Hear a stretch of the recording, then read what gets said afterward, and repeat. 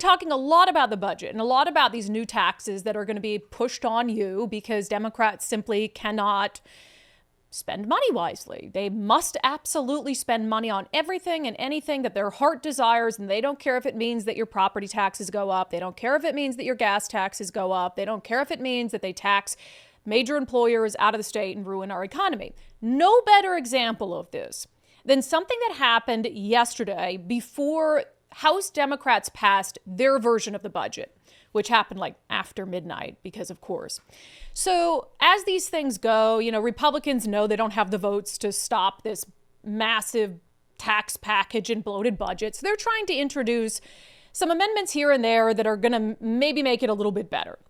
And I've never seen anything that better illustrates the misguided priorities of Democrats than this, truly. So Republicans and State Representative Travis Couture is the one who you're going to hear from here. They introduce a pretty simple amendment, like, hey, you've got all these taxes you're pushing out. We always talk about the fact that school supplies are so expensive and families are struggling and sometimes teachers have to come out of pocket for school supplies. So let's do this. Let's just give families and yes, even teachers, a short little sales tax holiday on school supplies in the fall. That's a great idea, right?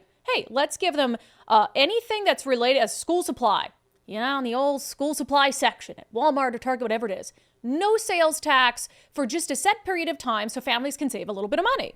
Won't cost us a bunch.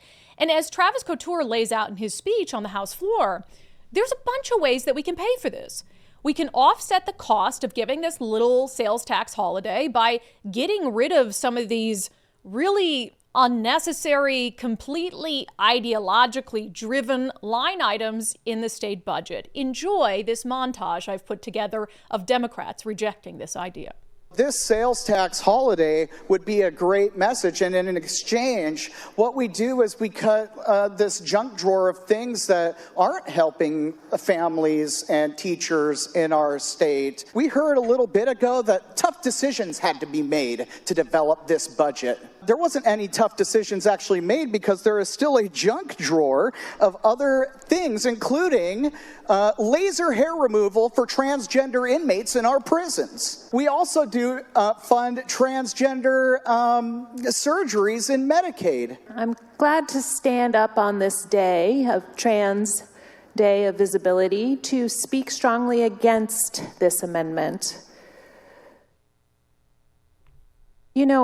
It pains me to hear the previous speaker say that he'd rather not fund some of these things and refer to some of the investments that we've made in the people of Washington as junk drawer investments. I know that folks are interested in eliminating DEI, and it is first and foremost an effort to erase history, to erase the contributions of those who are just like me, those who are just like the folks who are trans in our community, LGBTQ, folks who have grown up with disabilities. It is an erasure of our contribution to the fabric of this community. It is about erasure. You know what happens when you erase folks? You put them in the junk drawer. I don't need to fund a bunch of $100,000 paid pronoun police in our state universities. I would rather give a sales tax break to our families and our teachers so they could send their kids back to school. Please vote yes. They voted no. I mean, really think about that. That is Olympia in a nutshell.